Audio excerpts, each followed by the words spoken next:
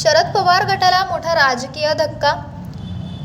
आतिश दांडेगावकर यांनी 150 पेक्षा अधिक कार्यकर्त्यांसह भाजपामध्ये प्रवेश केला। नवी मुंबईमध्ये 450 ते 500 गाड्यांचा ताफ्यासह केलं शक्ती प्रदर्शन। या पक्षप्रवेशामुळे हिंगोली जिल्ह्यात भाजपाची राजकीय ताकद वाढली। राज्यात मोठी राजकीय घडामोड घडली आहे। भाजपाने शरद पवारांच्या राष्ट्रवादीला मोठा धक्का दिला।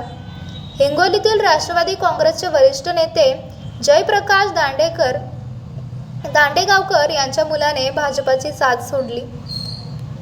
आतिश दांडेगावकर यांनी 150 पेक्षा अधिक कार्यकर्त्यांसह भाजपामध्ये प्रवेश केला।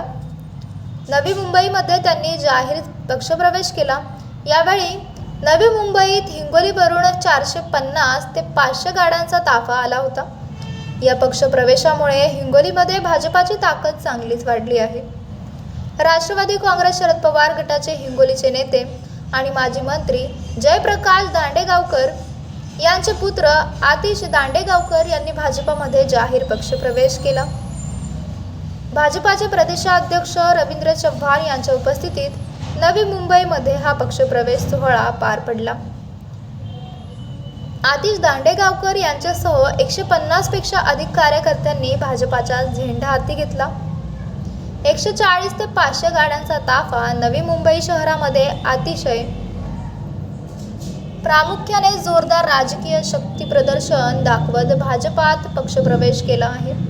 त्यामुळे हिंगोली जिल्ह्यामध्ये भाजपाची राजकीय ताकद वाढली आहे। हिंगोली जिल्ह्यामध्ये विकासाची गरज आहे, या दृष्टीने भाजपामध्ये पक्षप्रवेश केलेला आहे। त्यामुळे कार्यकर्ते पदाधिकाऱ्यांची भाजपात पक्षप्रवेश करण्याची इच्छा होती, असे आतिश दांडेगावकर यांनी सांगितले।